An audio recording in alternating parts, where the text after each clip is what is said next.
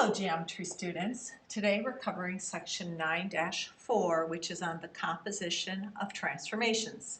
So what we're going to do is we're going to do more than one transformation together in one problem in section 9-4. A composition transformation is when you do a transformation is applied to the figure and then another transformation is applied to that image. So like I said, you're going to do more than one transformation. A glide reflection is a composition of a translation. So you're going to translate it first, and then you're going to do a reflection over a line. So if you look at our feet here, we're going to move our feet in this picture. We're moving it, vector W, and then what we're doing is we're going to reflect it over line L. So that would be called a glide reflection. All right, so now let's do example number 1.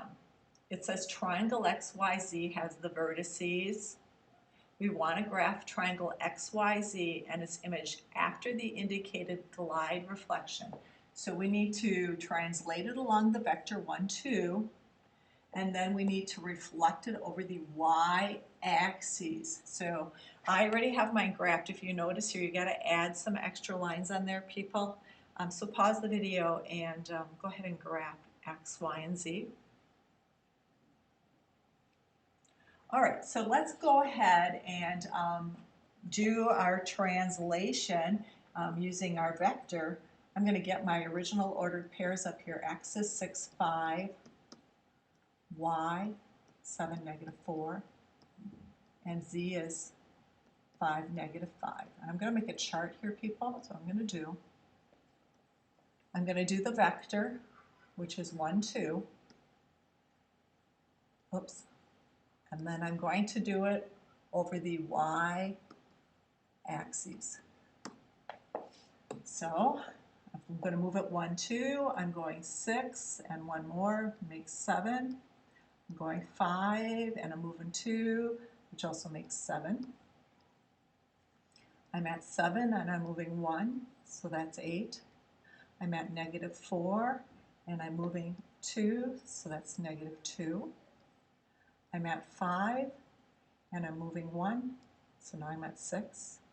I'm at -5 and I'm moving 2, so I'm at -3. Okay, now next I need to reflect over the y-axis here. And so when I reflect over the y-axis, remember it's -x, y, and if you want to draw a picture like this and think about here's the y-axis and I'm going over there, that my x values are really going to have a sign change. So now I'm coming up here, I'm going to make my new order pair, -7, 7. All I'm doing is changing the sign, -8, -2, and then 6, -3, whoops, -6. Now, at this point, you're going to go ahead and graph those ordered pairs on your graph, and you're going to have to add some extra lines again, people, over on the -x. I have to add some extra lines. So at this point I'm going to stop the video. The next section of this lesson is a little more complicated, and so tomorrow at the beginning of the hour we'll be live on the next example, and then you'll have time to work in class. So you guys have a great afternoon and night, and I'll see you in class tomorrow.